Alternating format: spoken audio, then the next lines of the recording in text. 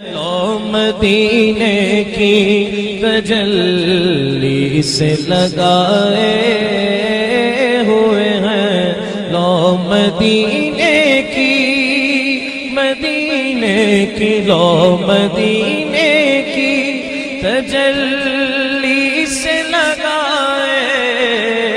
ہوئے ہیں، دل کو ہم مطلعے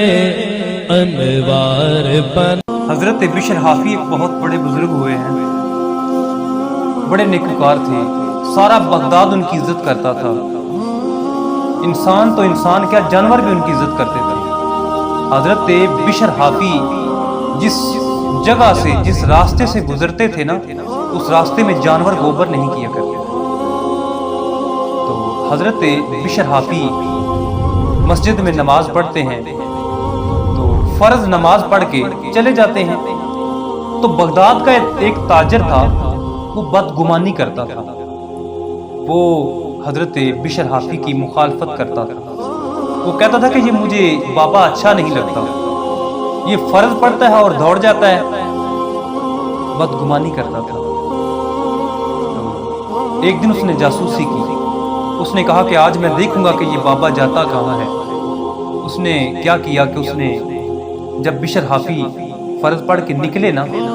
وہ چھپتا چھپاتا ان کے پیچھے پیچھے جا رہا ہے، تو آگے کیا دیکھا کہ حضرت بشر حافی ایک نان بائی کی دکان پہ گئے، ادھر سے نان لیا، روٹی لی، تو وہ کہنے لگا وہ دیکھو بابے کو بھوک نے ستایا تھا، اور سنت بھی چھوڑ دی اور نوافل بھی چھوڑ دی، تو پیچھے پیچھے جا رہا ہے۔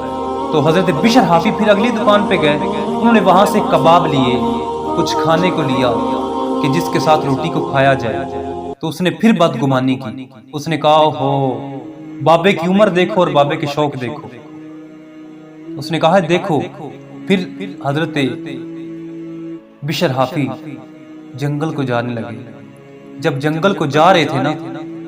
وہ جو تاجر تھا وہ پھر اس کا پیچھا کر رہا تھا، وہ پھر پیچھے پیچھے جا رہا تھا، وہ پھر دیکھ رہا تھا، وہ کہنے لگا ہو دیکھو یہ مریدوں سے چھپ کے کھائے گا، لوگوں سے چھپ کے تنہائی میں اکیلا جنگل میں بیٹھ کے کھائے گا۔ تو پھر وہ بدگمانی کرنے لگا، جب تھوڑا سا سفر طے کیا، وہ بھی چھپتا چھپاتا ان کے پیچھے جاسوسی کرتا رہا، تو وہاں ایک کچا مکان تھا چھوٹا سا، اس چھوٹے سے مکان میں جب حضرت بشر حافی داخل ہوئے، تو وہ جو تاجر تھا نا، وہ بھی کسی سراغ سے دیکھنے لگا کہ یہ کیا ماجرا ہے۔ جب اندر دیکھا تو اندر ایک بوڑھا بابا بیٹھا ہوا ہے، تو اس کی منہ سے پانی نکل رہا تھا، تو حضرت بشر حافی نے ایک برتن لیا، اس میں کٹورے سے پانی ڈالا، پھر اپنا امامہ اتارا، تو حضرت بشر حافی نے اپنے امامے سے وہ بھگو کے گیلا کر کے ان بزرگوں کا منہ صاف کیا۔ کہنے لگے کب تک آتے رہیں گے آپ؟ 14 سال ہو گئے آپ کو آتے ہوئے، اور میرا 2 وقت کا کھانا لاتے ہو، کب تک میری تیمارداری کرو گے؟ اللہ اکبر۔ خدا کے بندے تو ہیں ہزاروں، بنوں میں پھرتے ہیں مارے مارے، میں اس کا بندہ بنوں گا جس کو خدا کے بندوں سے پیار ہے۔ ہم بڑی جلدی کسی کے لیے بدگمانی کرتے ہیں۔ وہ تاجر، خیر وہ تاجر جو تھا، وہ سوراخ میں غور سے دیکھتا رہا یہ سارا ماجرا، تو وہ جس کے لیے بدگمانی کرتا تھا، اس کے حساب سے جو ان کا برا فعل تھا، وہ تو ان کی سب سے بڑی نیکی نکلی۔ دیکھیں بھائی،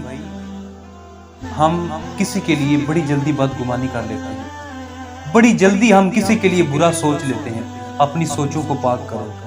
اپنے آپ کو درست کرو۔ دیکھیں میں اگر کسی کے لیے یہ انگلی اٹھاؤں گا نا، میں کسی کو یہ ایک انگلی اٹھا رہا ہوں نا،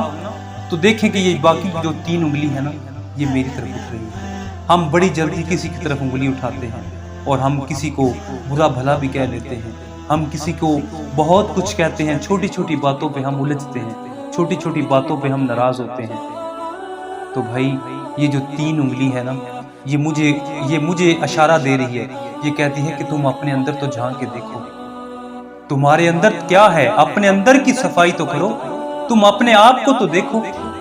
کسی کی طرف انگلی اٹھانے سے پہلے اپنے آپ کو دیکھنا چاہیے کہ ایک انگلی میں کسی کی طرف اٹھا رہا ہوں، باقی کی 3 میرے اندر میری طرف اٹھ رہی ہیں۔ تو صاحب اپنی زندگی کو حسن دو،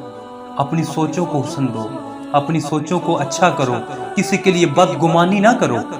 تو وہ تاجر بعد میں حضرت بشر حافی کے قدموں میں گر پڑا، اس نے کہا کہ مجھے معاف کر دو بزرگوں، میں نے آپ کے لیے کتنی بدگمانی سوچی، میں آپ کے لیے کیا کیا سوچ، کتنی گندی سوچ میں رکھتا تھا، مجھے معاف کر دو۔ اللہ